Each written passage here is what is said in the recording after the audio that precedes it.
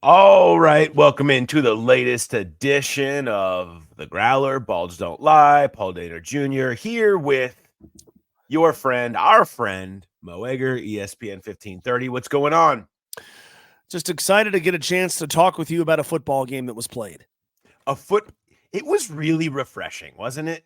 As refreshing as preseason football can be, actual things in a game kind of happened that we're allowed to kind of react to, and it didn't feel kind of as fake with an asterisk as everything has throughout the offseason and even through camp. It was I appreciated that part at least.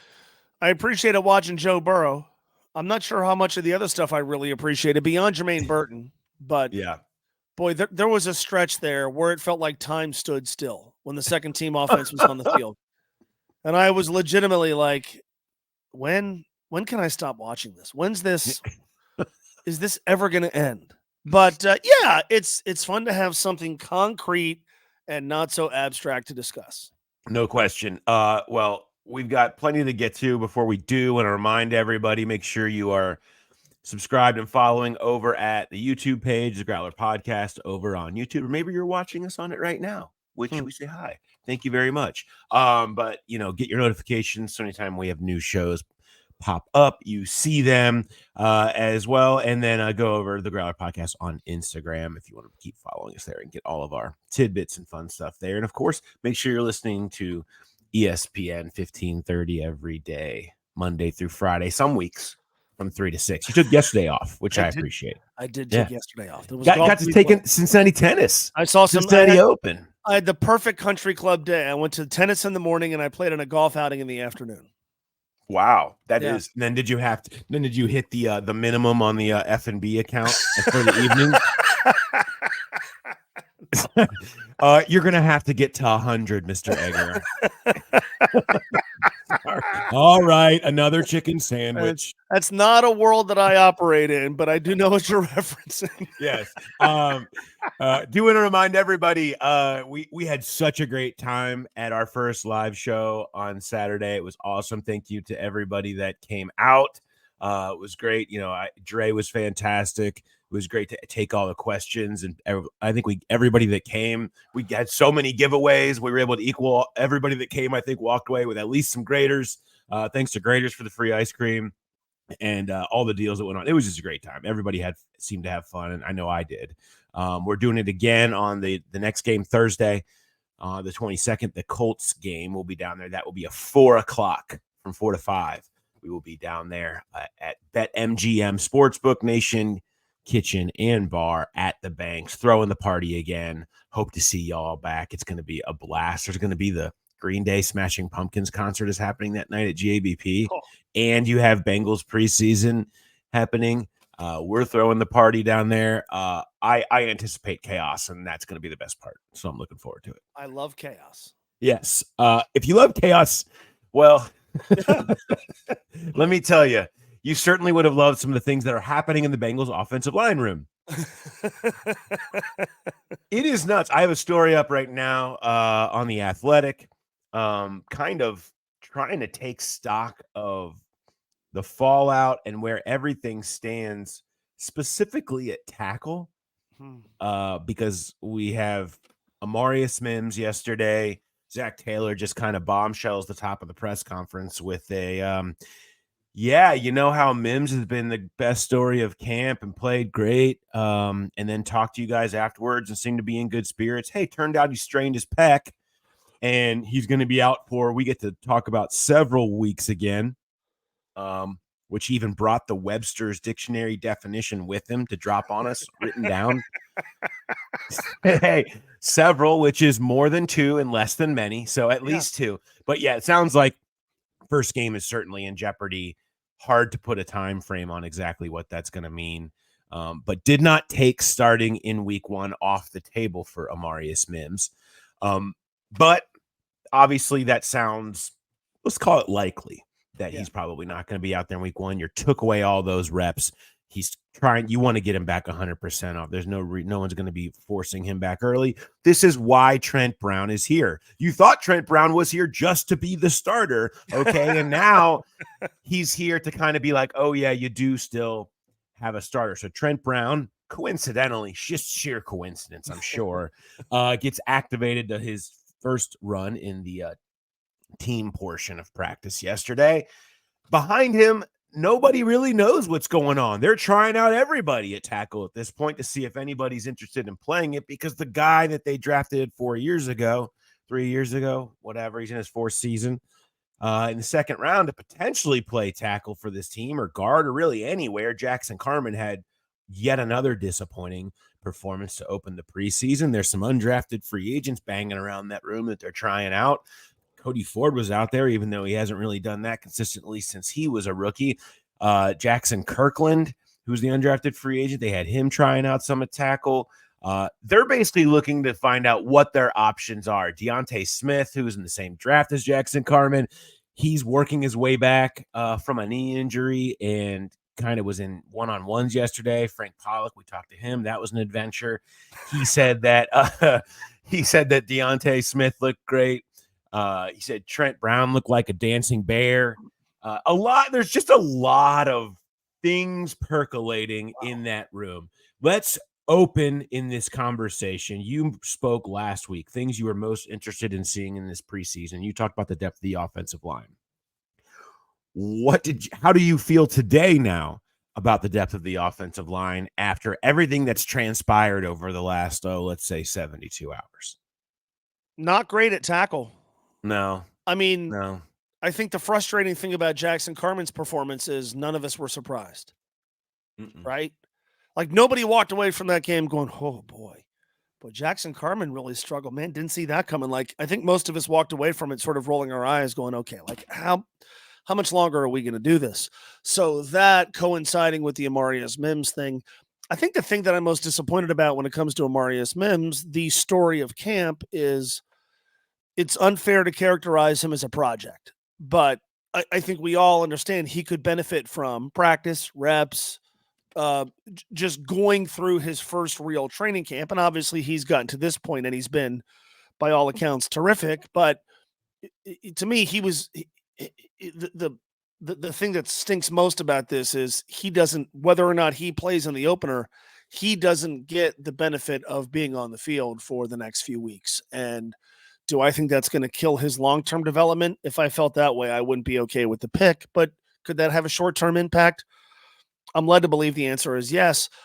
I thought the offensive line depth, I mean, the thing to me is like Jackson Carman was so bad that you almost didn't focus on the guys he was on the field with, who were, I mean, nobody else was glaringly bad. Jackson Carman was glaringly bad. You cannot, I mean, week one, Joe Burrow's being protected on the right side by Jackson Carman. How do we feel about that? You might just play Browning. Right. I mean, just put it in those terms. You can defend Jackson Carman. You could say, he had a bad Saturday night. You could talk about the difficulty of what he's being asked to do, which is what he was drafted to do. You can make excuses for him. Okay, we're going to put the biggest investment in Cincinnati sports history at the mercy of Jackson Carman week one. How do you feel about that? Can't do it.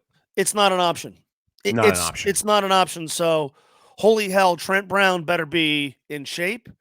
It would help if he showed some level of enthusiasm. We made fun of last week his just general sort of, I don't know. I'll be good. We're going to play. Okay. Well, I mean, if it's inconceivable to me that they would even think, all right, we're going to play Jackson Carman in a game that counts with a quarterback who matters. So for my money, cross him off the list. Who's behind him? Who's in front of him? And can the guy that we've all been rooting for to start as soon as possible get on the field very, very quickly? The rest of the offensive line depth, it looked like a preseason game. They played like backups. I don't know that I feel better or worse about everybody else. With Jackson Carman, it frustrates me. It frustrates me to see somebody who is just so incapable of taking advantage of opportunity. Maybe that's a skill thing. Maybe it's an attitude thing. Maybe he's just miscast. Maybe it's a coaching thing. I don't know. But, I mean, it's not like Jackson Carman was like a 7th rounder. I mean, he's a guy they believed enough in to trade down and go and take in the second round in 2021, and it just hasn't taken. So how much longer are we going to do this? And are we really going to consider him as a bona fide option, not just week one in place of Amarius Mims, but at some point this season to block somebody who's trying to get to Joe Burrow? I'm done, and I feel like most fans would agree. Yeah, he's had so much opportunity, and they've given it to him over and over again to whether it's mature or get better or whatever it is that's going on, and it just doesn't. And this felt like the last straw. Yeah. This felt like, okay, we'll give you one more run at it. Go prove that you can do this and be good enough to earn what is now a higher salary. I mean, that's the bottom line on this is this is not the same rookie deal that it was. They would save $1.6 million by letting you go. Don't let an employer that would save $1.6 million by letting you go have a reason to let you go. And it's one thing to get beat. Yeah. It's another one to just commit penalties and do them in terrible spots, and just put the spotlight on how unreliable you are and do this at every single instance. And you can't kill that trust and still be an option. So you've got to figure out what else it is right now. And I just think this was the end. I mean, outside of a total 180 and all of a sudden he looks like he suddenly can do it over the next 4 opportunities of 2 joint practices and 2 games, and you say, okay, that's more like it. It just feels like there's no way when you have other options that you're trying out, and that was apparent at Monday's practice that they're looking for anything else. That you have to go a different direction. You do have 3 tackles that you like at the top. Right. Once Mims is back healthy, but this Mims injury puts a little more spotlight on what's happening behind that. Yeah, I mean, here's a guy whose career is hanging in the balance, and he looked unprepared. Like, not just, as you said, not just, a dude off the edge beats him. Okay, it happens. He looked unprepared to play. And it was a little reminiscent of 2 years ago when, okay, Jackson, here's a chance for you to be a starting left guard in the National Football League. All you have to do is beat out this 4th rounder from North Dakota State. And in game 1, he looked woefully unprepared. Mm-hmm. It's a common theme here. Is that going to change? If you look like that, again, like his NFL career is potentially hanging in the balance, right? This is it. And that's how he played. I mean, is it even a discussion worth having anymore? And it is disappointing because there's a lot of us, we're all suckers for a local kid doing well. It hasn't taken, so you have to move on. And by the way, you're at every single practice. I talk with Tony Pike live at practice once an hour while I'm on the air. And it's not like I've been hearing rave reviews of how Jackson Carman has looked in practice. And I know there's only so much you can glean from those workouts, but it's not like you could say, you know what? Yeah, Saturday was rough, but in the week leading up to it, boy, he was awesome. If that's been the case, you can correct me. So, I mean, my first thought yesterday when I saw the Amarius Mims thing was, well, okay, hopefully Trent Brown's ready to go and gets himself in football shape in the next few weeks, which is what he said he had to do last week. But after him, anybody but Jackson Carman, literally anybody but Jackson Carman, whether it's somebody who's an internal solution or somebody they get from outside that's on the street, or praying for somebody to be available on cut down day that they can get ready to go and work in this offense. Saturday night for me, from an offensive line perspective, was about Jackson Carman playing himself off the Cincinnati Bengals once and for all. Yeah. And I don't want to waste any more time on it because I think we've just done it. It is, this is what happens when you're a high pick. No one, we wouldn't be talking about this, but it is because of where you are. It does change the conversation around you, specifically when you're local, and all of those things I'm sure apply. But really, in actuality, it's just a player who got here and just hasn't been good enough and can't hack it. And so you move on. Trent Brown, So he shows up and Frank Pollock is raving about how he's sudden and he closes the space on the defender and he takes all the air out of him and it's incredible and he plays with length and Mir's the guy with his length. He's the epitome of a dancing bear. It's ridiculous. This guy's amazing. And we're hearing about how incredible Trent Brown is. Okay, calm down. Okay, I mean you still. His point was no, he's not ready to go right now, but there is a month. He also pointed out, he pointed out, I mean, here's a guy who's north of 370, 65. He didn't even want to go to whatever the number was, just said north of 70 or 65. I mean, that's a big number. So if you're gauging where we're coming from, I do think there is plenty of time for Trent Brown to be in good enough shape. And I do think he's a 10-year vet that should be able to turn it on pretty decently to play right tackle in the opener. The way things have gone to this point haven't been great, but you do have the pedigree of what he has done when he has played in recent years. When he's been out there, he's been good.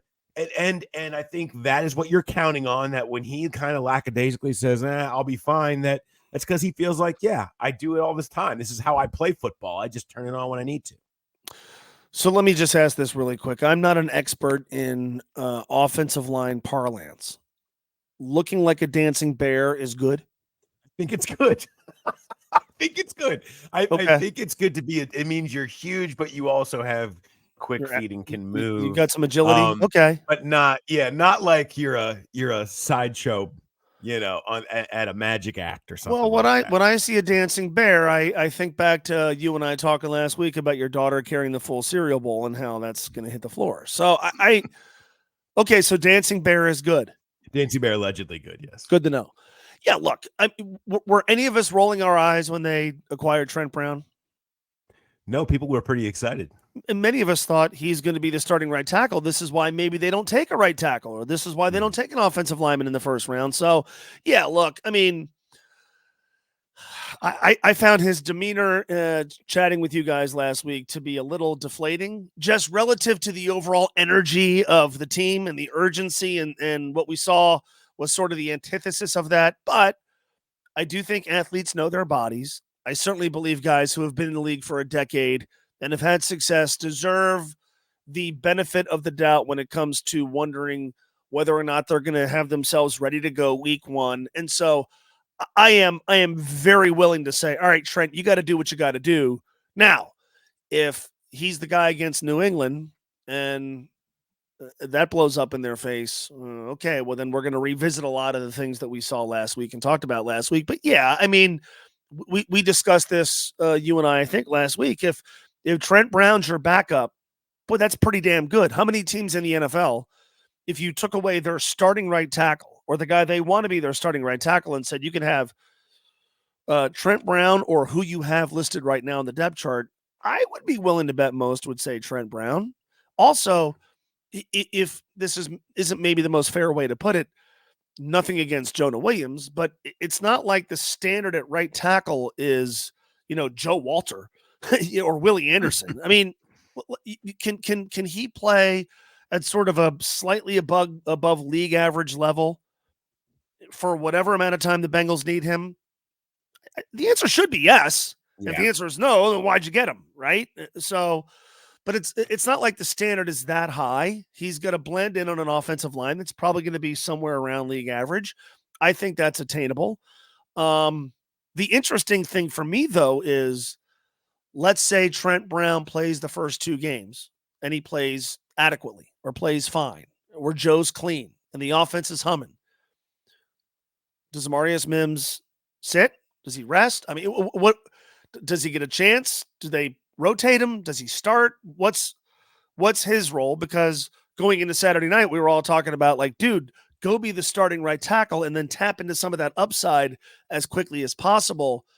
If he has to miss the first couple of games, if Trent Brown plays okay, is okay good enough for them to say, Amarius, you're going to have to wait your turn? Or does he get a chance to take the job that we thought a few days ago he had the inside track on? It's a great question. And I don't know that they know. And I think that's why They liked the idea of him just being the starter from week 1 and not having to make those decisions. And maybe that ends up happening. Again, there's a month to go with this injury. And also, are they comfortable? Zach wouldn't rule out game 1. So let's say that they do that, and Amarius Mims, from a physical standpoint, is healthy enough to play in week 1, but he hasn't really practiced since last week, hasn't played in a game. Are you going to put him out there? Yeah, I don't like that. I don't like that at all. And again, Amarius Mims has been the story of camp, and so you have to consider that. But also, he won't have done anything for about a month. And you have Trent Brown, a veteran that you feel like you could be okay with. So I feel like if you're not going to rule him out for week 1, well, then you better tell me he's going to be on the practice field reasonably soon, which that doesn't seem to fit within the timeline here.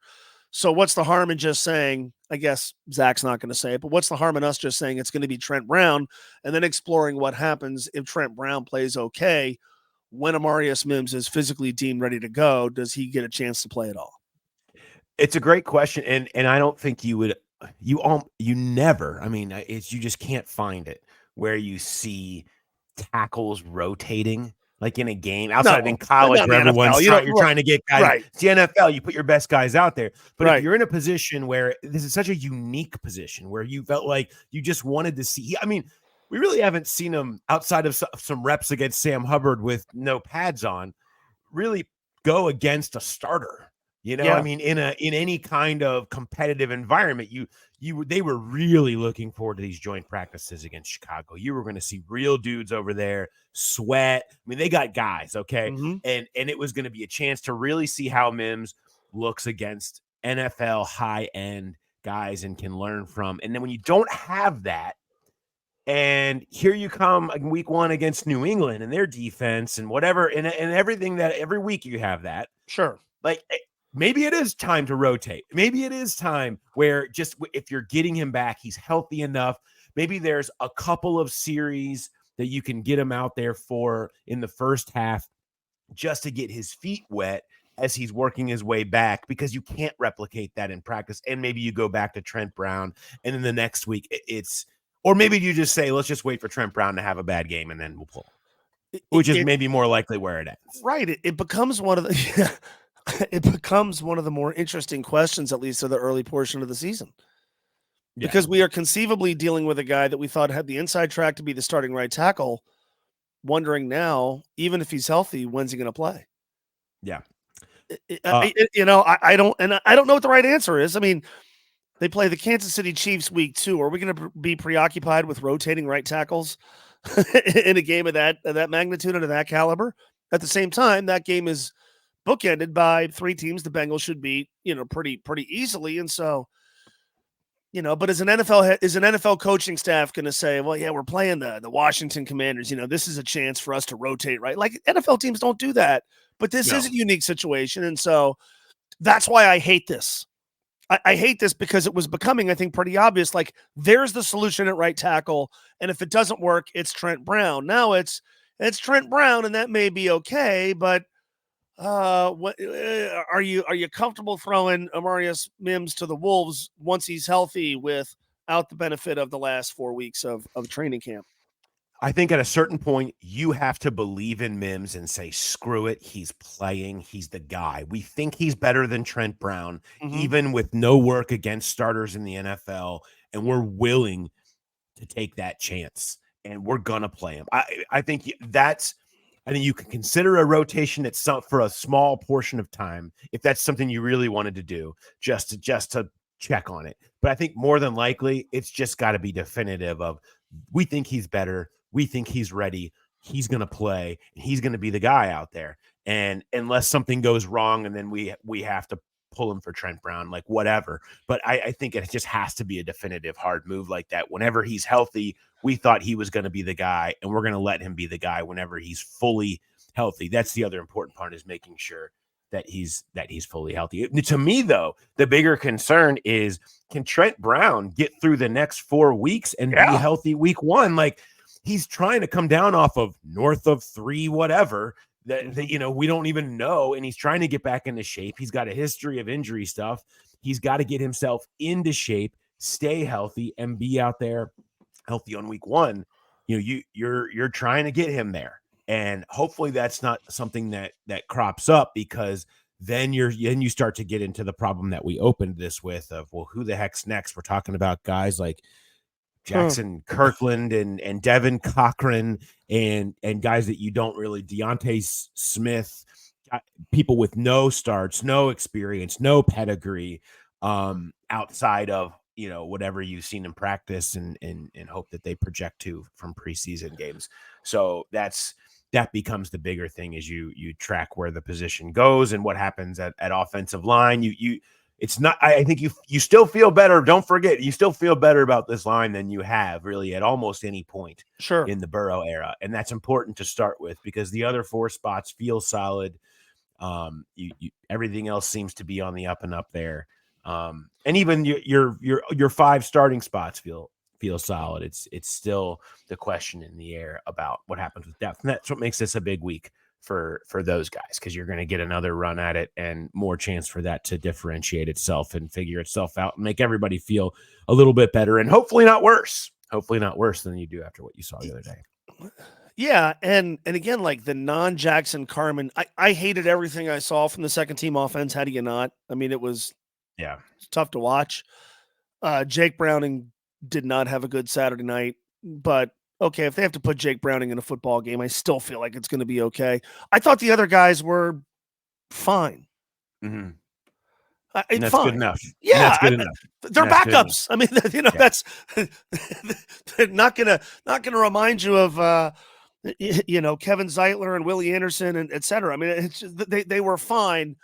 Unfortunately, those guys were overshadowed by Jackson Carman. Yes.